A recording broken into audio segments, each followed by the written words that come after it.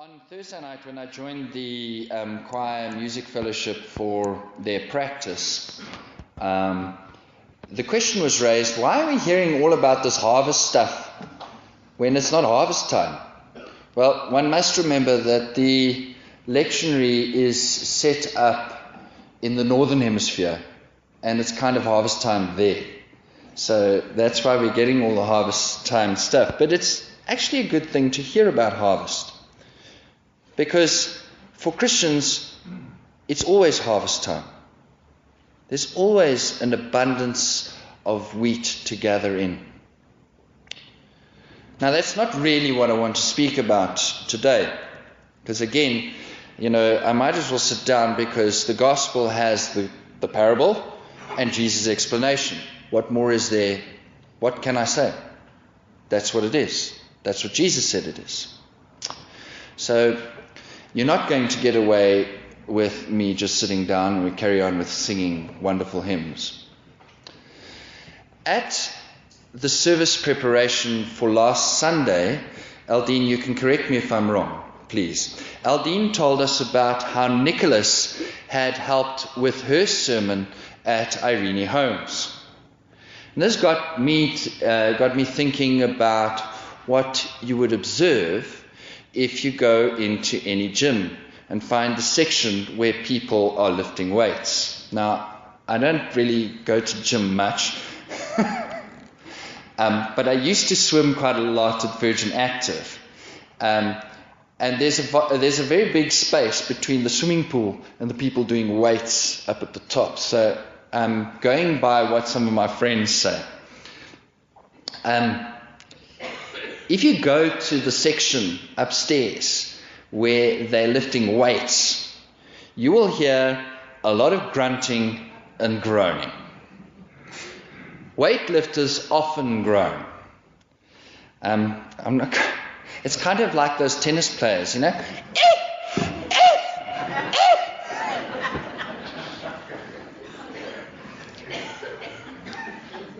The weightlifters groan as they strain to push weights off their chests or over their heads or pull and heave them off the floor. Now, the point of Aldine's sermon, if I remember correctly, Aldine, was that when one does weightlifting, you need a spotter. The one who keeps watch in case there is trouble with lifting.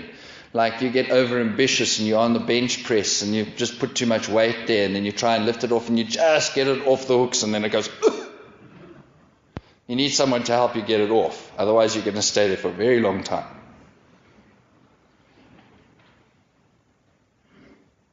The point that Aldine made at Irene Homes was that in our Christian lives, our spotter is, of course, Jesus Christ. Did I get it? You got it. Fantastic. Now, I'm supposed to go and help my dad move his caravan at some point, so let me talk about engines.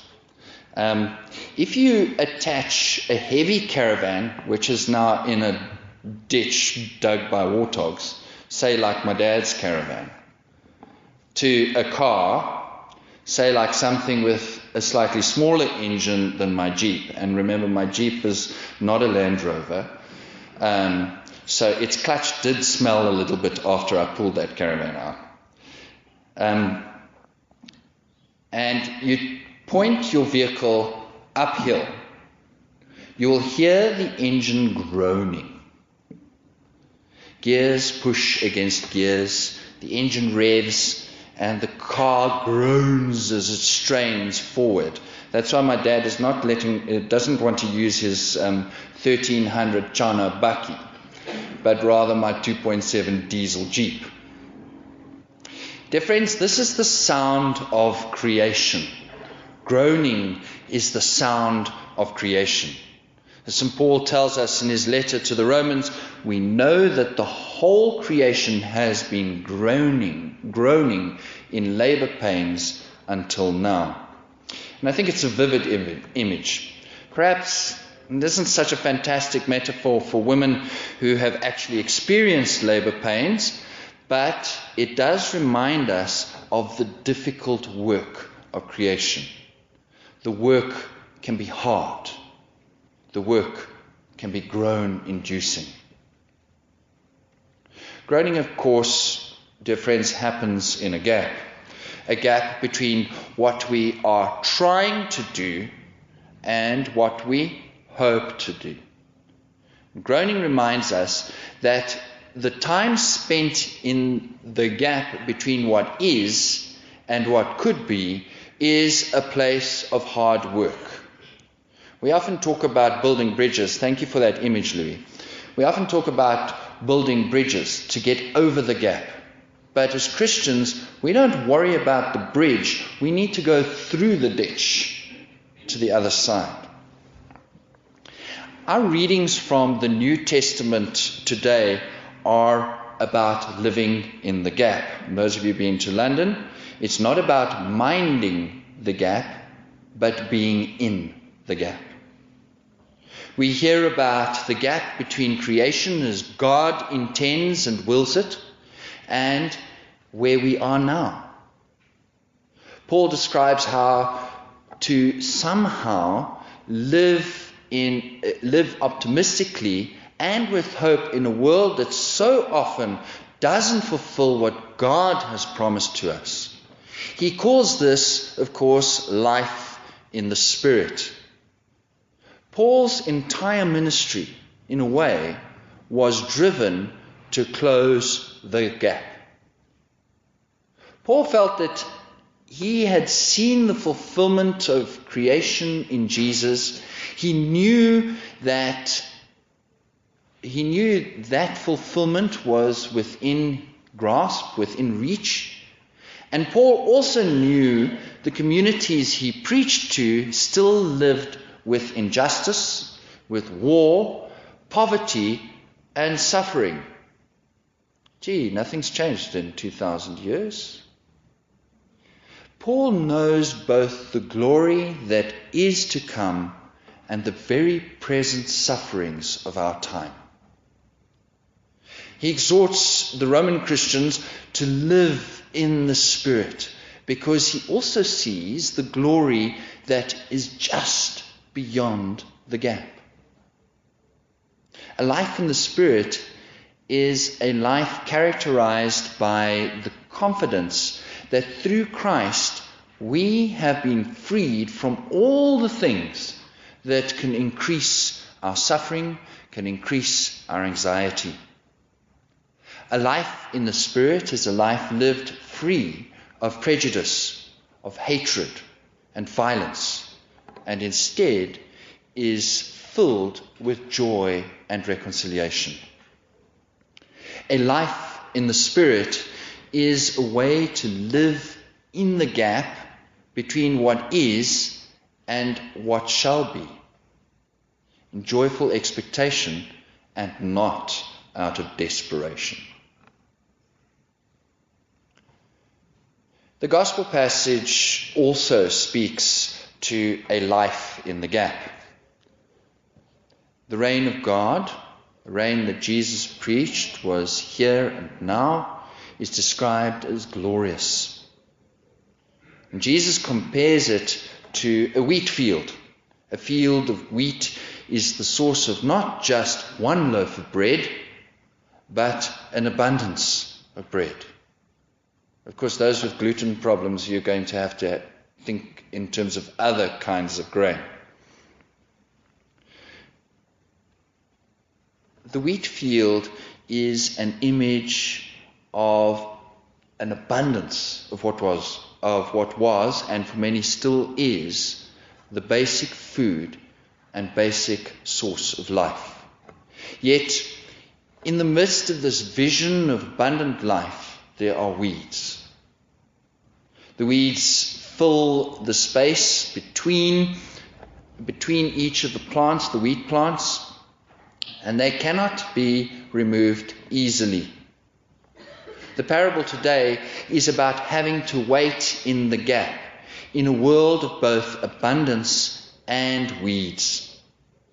The parable appears in the gospel, in the good news, to comfort those who live in the gap with the assurance that at the end, the weeds will not ruin the harvest.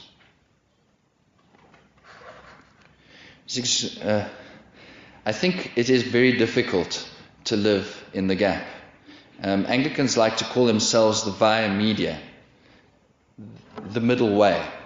And the via media is a difficult place to be. It is in the gap. It is difficult to see the glory beyond the horizon and still live in a place that is not yet fully glorified. The first Christians must have felt this very strongly. Those who actually knew Jesus had known in their minds and felt in their souls the goodness and love of God in creation, the reign of God in the here and now. Paul had seen the glory of the risen Christ, and his conviction, his faith, and his excitement must have filled the minds and souls of the people in the churches he planted. Yet, just outside the door of each house church, every time the communion meal ended and the people returned to their lives, they were confronted by the realities of a world that did not meet the vision of glory. The parables of Jesus told about the end time. The words Paul gave to his communities were written to help those communities understand and overcome the gap between what is and what God intends. Parables are also stories written for today. Christians still live in the gap. Many know the feeling of God's love and have experienced it in their lives. Many have seen it in grand acts of compassion and small daily acts of kindness, not just 67 minutes on my Deba's birthday, but beyond that. Christians rejoice when injustice is overcome by justice. We celebrate when sickness turns to health, and we rejoice when people at war find peace. These are signs of the reign of God come near. Yet people everywhere also wake up daily to news of war and rumors of war, of violence in homes, communities, of soul-crushing poverty in every country, of injustice, and all the many ways the dignity inherent in every person is neglected and even abused. As Paul reminds the Romans, Christians are reminded now, we do not hope based on what we see. Christian hope is based on the confidence and assurance that the risen Christ is present in the world, bringing all things to what they are meant to be, closing the gap. The psalm that was set for today, Psalm 139, we didn't have it because we extended the singing. You're all familiar with it. You've searched me and you've known me completely. But there's a little passage that I've always hung on to, a little couple of verses, and it reads like this. If I rise to the heights of heaven, you are there.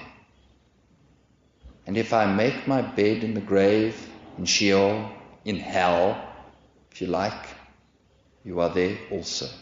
The assurance of God's presence, present in the risen Christ.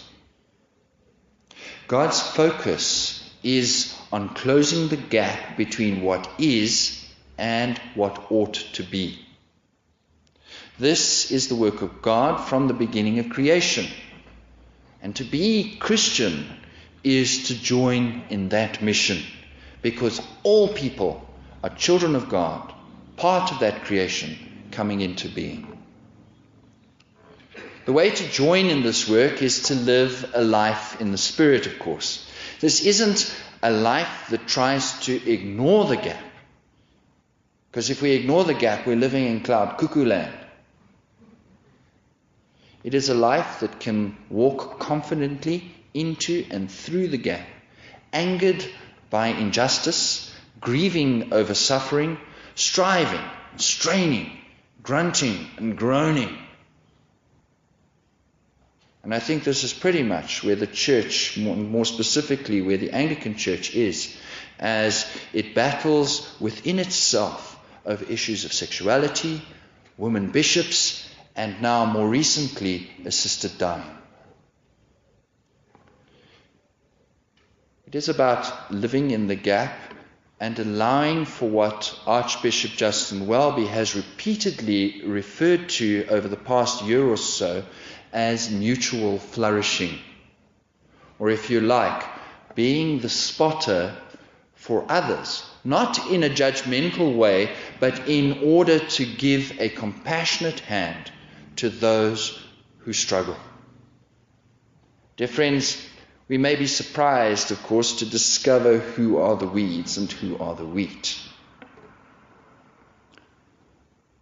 Groaning is the soundtrack of creation.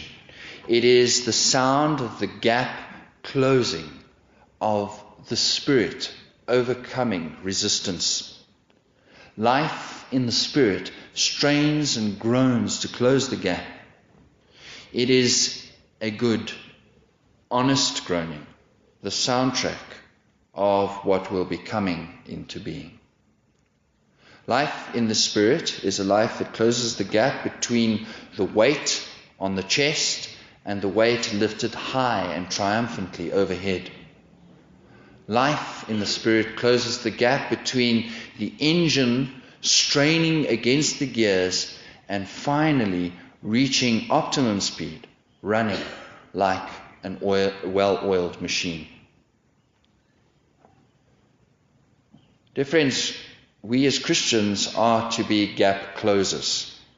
Christians are to see the distance between what should be and what is, and strain and heave and work and lift to close that gap. It may be necessary to groan, yes, but the groans, of course, sing the soundtrack of creation. May we stay true in the struggle, groaning if need be, laughing at our grunting when we can. The gap is closing. Let us hear the soundtrack of creation as we raise our voices in work and strain and joy.